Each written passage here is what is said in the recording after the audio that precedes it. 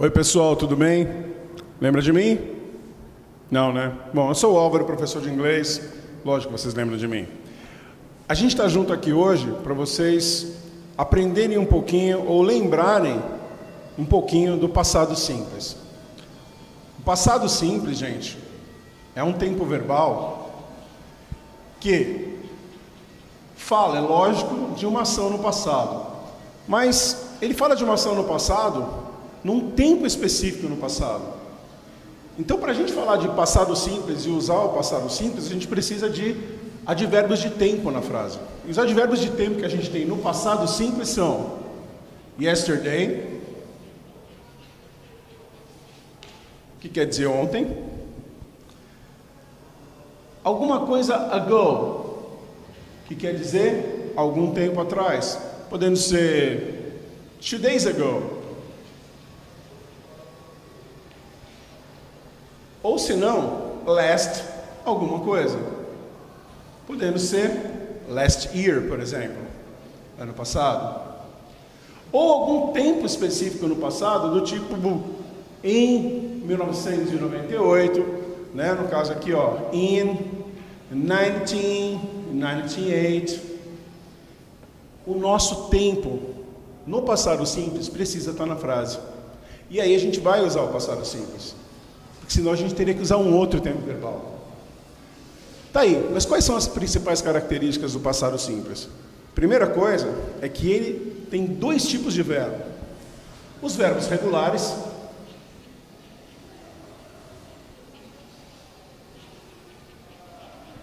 e os verbos irregulares.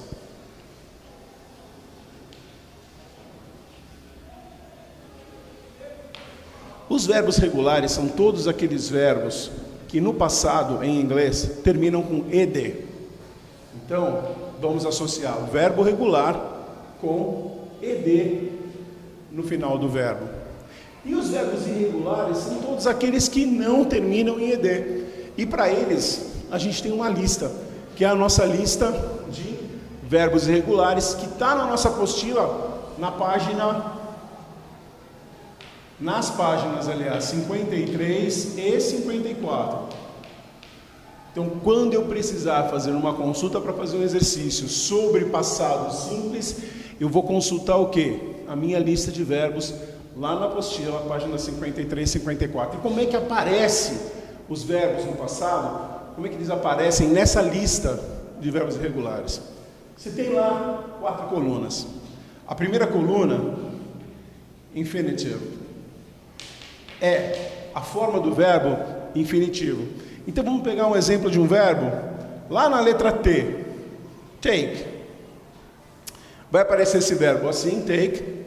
Vai aparecer esse verbo no past, que é o passado, que é o que a gente vai usar aqui agora. E o passado de take é took, se escreve com 2 Os. E vai aparecer participle, que é a terceira coluna, só que a gente não vai usar agora, só mais tarde, tá? No caso do verbo take, essa terceira coluna vai ser take. A quarta coluna é tradução. A nossa quarta coluna vai ser a tradução do verbo. Então olha que bacana, você tem lá a forma do passado do verbo, do presente, você tem o particípio, que a gente não vai usar agora, e você tem a tradução. A tradução de take, por exemplo, pode ser levar. Uma das traduções de take pode ser levar. Bacana, então a gente vai usar o verbo take, vai usar outros verbos também, o verbo go, que é um outro verbo bacana também. Ele tem uma diferença bem grande aqui no passado, você vê que no presente começa com G, no passado começa com W, né? Aqui ele vai ser gone, e aqui vai ser o quê? Vai ser o verbo ir. Isso aí, galera, vai ser o verbo ir. Bacana, então a gente tem lista de verbos regulares e irregulares, os verbos regulares terminados com ed. E o que a gente precisa agora? Saber como é que a gente usa esses verbos nas frases. A gente usa esses verbos nas frases, gente, da seguinte maneira. Toda vez que a frase for afirmativa, eu estou dizendo, você vai ter lá um sujeito qualquer, por exemplo, ele, he.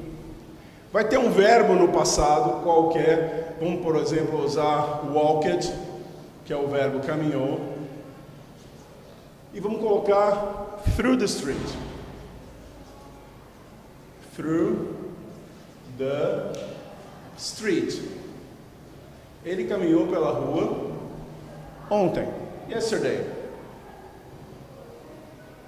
Bacaninha, bonitinho, sem o menor problema. E aí é o seguinte, a gente precisa se lembrar que essa é uma frase afirmativa. Que quando nós precisarmos transformar essa frase afirmativa numa frase interrogativa ou negativa, nós vamos precisar de dois amiguinhos, dolinhos, seu amiguinho. Vamos precisar de dois dolinhos aqui para nos auxiliar nisso. E como eles vão nos auxiliar, eles chamam verbos auxiliares. Os verbos auxiliares para o passado simples são o did, para as interrogativas, e o didn't, para as negativas. Pô, legal, professor, mas onde é que eu coloco isso na frase? Em que lugar? De que jeito? Tem que fazer alguma mudança no verbo? Tem que mudar alguma coisa na frase? Tenho, sim. É isso que a gente vai ver aqui, desse lado, agora. Para eu fazer a primeira mudança, é colocar ali, o did na frase, fazendo uma pergunta se ele andou na rua ontem. Vamos ver como é que fica. Vamos começar essa frase com o did.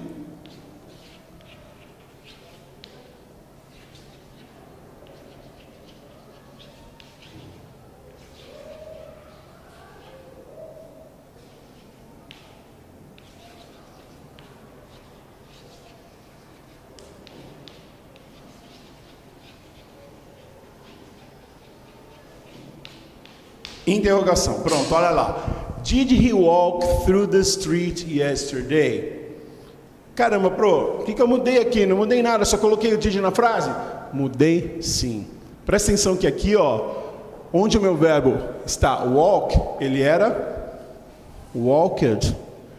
Ele deixa de ficar no passado para voltar para a forma básica dele no infinitivo.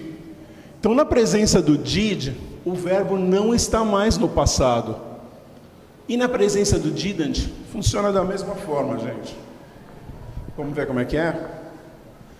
Só que a posição do didn't na frase é outra. Olha lá. Ele, he didn't walk. Ele não andou na rua ontem. Não vou escrever a frase inteira para a gente não perder muito tempo. Então, olha o que acontece, gente. Coloquei o verbo auxiliar no início, o verbo muda. Coloquei o verbo auxiliar entre o sujeito e o verbo principal da frase, que é aquele que me conta que ação que está acontecendo, e que aconteceu com o verbo principal, não está mais no passado. Porque a função do did é exatamente dizer que tempo verbal é esse. E esse tempo verbal é o passado. Aqui o did não tem tradução nenhuma.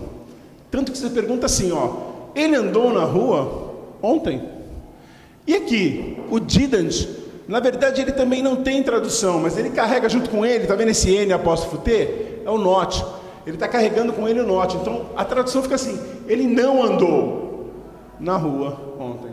O did, na verdade, continua sem tradução, só a gente vai pegar a traduçãozinha desse N apóstrofo T aqui, que é a única coisa que a gente vai ter a mais na nossa frase aqui. Bacana, vamos ver então um exemplo. O que acontece também com os verbos, os verbos irregulares? Acontece a mesma coisa, eles voltam a ficar como se estivessem aqui nessa coluna, sem dúvida. Que tipo de exercício eu posso pedir numa prova para vocês? Tipo assim, gente, imagina. Tem uma frase na prova, legal, bacana, assim, vou começar a frase assim, yesterday, ontem. I, e espaço em branco. Depois do espaço em branco vai ter um parênteses aqui, com o verbo que eu quero que vocês conjuguem no passado. E o verbo que eu quero que vocês conjuguem é o verbo to take. Aí você me pergunta assim, por que tem esse to aqui? Esse to é o indicativo de que o verbo está no infinitivo. Então o to take quer dizer levar. Se eu tirar o to daqui, o meu verbo vai ficar o quê? Vai ficar no presente. I take quer dizer eu levo. Mas eu não quero eu levo, eu quero ontem, vírgula. Eu levei, né? My mother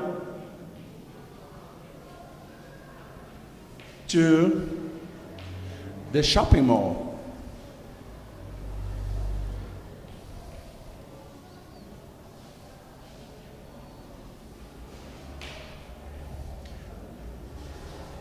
Isso quer dizer que ontem eu levei a minha mãe para o shopping center. Legal? Bacana. O que eu vou fazer então? Vou lá na minha lista de verbos irregulares, procuro na primeira coluna o verbo do jeito que ele está escrito lá no meu exercíciozinho bonitinho, take. Aqui não vai vir escrito com o to, tá bom, gente? E vou lá para a minha coluninha do verbo no passado, bonitinho. E vejo como é que escreve o verbo no passado. Tranquilo. Chego aqui e meto um took. Acabou, conjuguei o verbinho bonitinho no passado. Yesterday I took my mother to the shopping mall. E eu tenho uma frase conjugada bonitinha no passado. Isso vai acontecer toda vez que você achar o verbo aqui. Mas e se você não achar? Aí complica, né? Aí fica difícil. Vamos pensar numa outra frase parecida com essa, que a gente não vai encontrar um verbo, por exemplo, take. Não vamos encontrar o nosso verbo na nossa lista. Vamos pegar uma outra frase aqui então. Vamos apagar aqui rapidão. Vamos pensar assim. Vamos lá. Last year. Ano passado. Last year. My sister.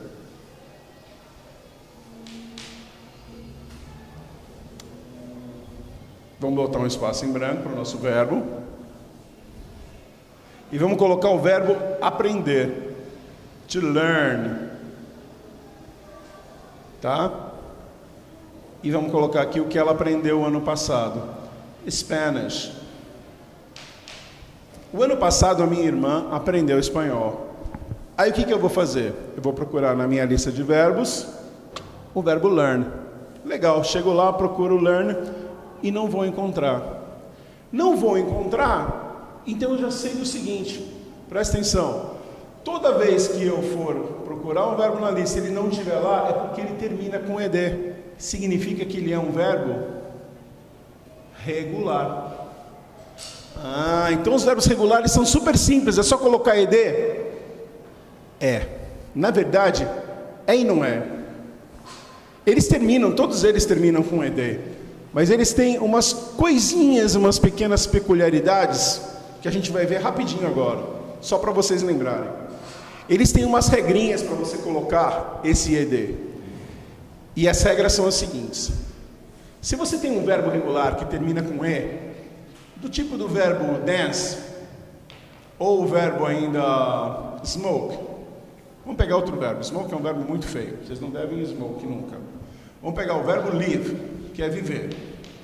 Dançar e viver. Ou morar, tanto faz. Você vai colocar ed nesse verbo no passado, mas presta atenção, já tem e. Então você simplesmente vai terminar a frase colocando apenas um dezinho lá, ó. Vou colocar só o dezinho.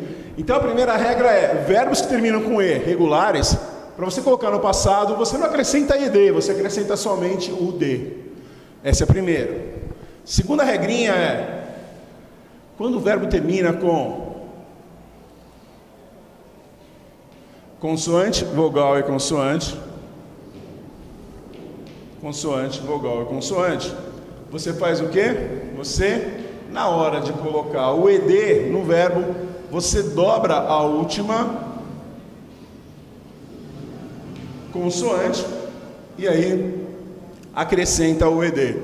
Fit, que é o verbo servir, uma roupa que serve em você, se ajusta em você, e stop, que é o verbo parar, tá? Então você tem lá fit com 2 t's e stop com 2 p's.